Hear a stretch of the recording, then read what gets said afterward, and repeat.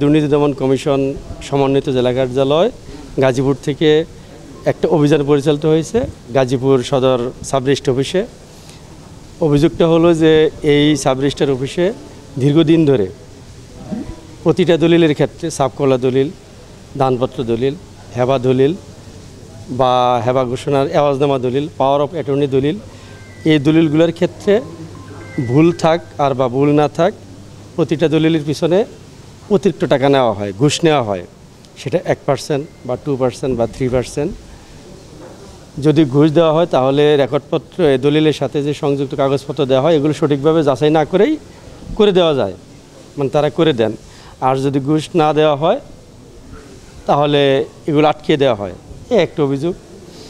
আর এখানের বিভিন্ন অফিস সহকারী আছে, তাদের মাধ্যমে দলিল লেখকদের মাধ্যমে সাব রেজিস্ট্রারগণ অর্থ নিয়ে থাকেন বা ঘুষের এখানে কোনো কাজ হয় না। সেই অভিযোগের প্রেক্ষিতে মূলত এটা ছাড়াও আরও বিভিন্ন অভিযোগ রয়েছে।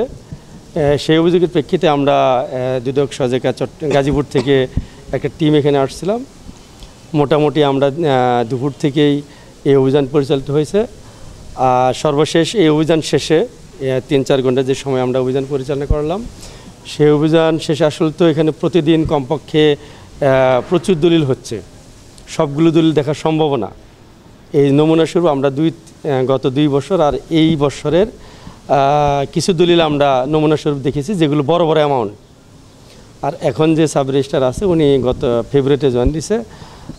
এখানে গত মাসের মার্চ আর এই মাসে সদ্য চলতি মাসের বেশ কিছু প্রায় 30-35টা দলিল দেখলাম যে অভিযোগের প্রেক্ষিতে। এগুলো দেখতে গিয়ে দেখলাম যে কিছুটা অভিযোগ আমাদের কাছে সত্য মনে হয়েছে। কিভাবে? কয়েকটা দলিল যে দাতা গ্রহীতার ভোটার আইডি কার্ড থাকা বাধ্যতামূলক, কয়েকটা দলিলে দাতার আইডি কার্ড আছে, গ্রহীতার নাই। বেশ কিছুর আবার দাতার নাই, গ্রহীতার আছে, এরকম। আবার 10 লক্ষ টাকার উপরে যেগুলো দলিল সম্পন্ন হবে সাবকলা, বিশেষ করে পাওয়ার অফ অ্যাটর্নিগুলা, এগুলোর ক্ষেত্রে 3 নম্বর বাধ্যতামূলক। এখন দেখা যাচ্ছে দলিলের 3 নম্বর উল্লেখ থাকলেও সংযুক্ত কাগজপত্রগুলোর মধ্যে 3 নম্বর একটাও পাই নাই, একটারও পাই নাই। তবে হ্যাঁ, গত বছর 2-3টা দলিল আমরা পেয়েছি, গত বছর কোনোটাই পাই নাই। বিশেষ করে গত মাস আর এই মাস একটাও দেখাইতে পারেন নাই বর্তমান সাব রেজিস্ট্রার, উনি এই 3 নম্বর দেখাইতে পারেন। এখন হয়তো আমরা তাহলে অভিযোগে যে আছে যে না এগুলো 3 নম্বর, প্রতিটা 3 নম্বর না থাকলে 1% টাকা নেয়, আমাদের অভিযোগে সুস্পষ্ট রয়েছে। তাহলে দেখা যাচ্ছে যে অভিযোগের সাথে কিছুটা মিল পাওয়া যাচ্ছে। কেন থাকবে না? সব কাগজপত্র আছে, এটা নাই কেন? আমরা যেগুলো বড় বড় অ্যামাউন্ট শুধু এগুলো দেখতে পারছি, যেগুলো কম মূল্য এগুলো আমরা দেখি নাই বা দেখার সুযোগ হয় না, এতগুলো দেখা সম্ভব হয় নাই।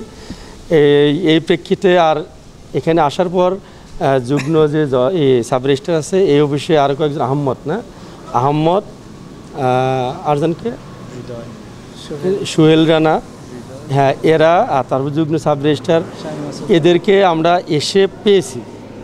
দুপুর পর্যন্ত আমরা পেয়েছি। আসার পর আমরা যখন পোশাক ছদ্মবেশে এসে দেখেছি এগুলো পেয়েছি, কিন্তু পোশাক পরার পর যখন আমরা দোতলায় গিয়েছি ইতিমধ্যে এরা চলে গেছে অফিস থেকে, আমরা আর পাই নাই। এই বিষয়টা এখানকার জেলা রেজিস্ট্রার মিজানুর রহমান ছিল, ওনার কাছে আমরা জানিয়েছি।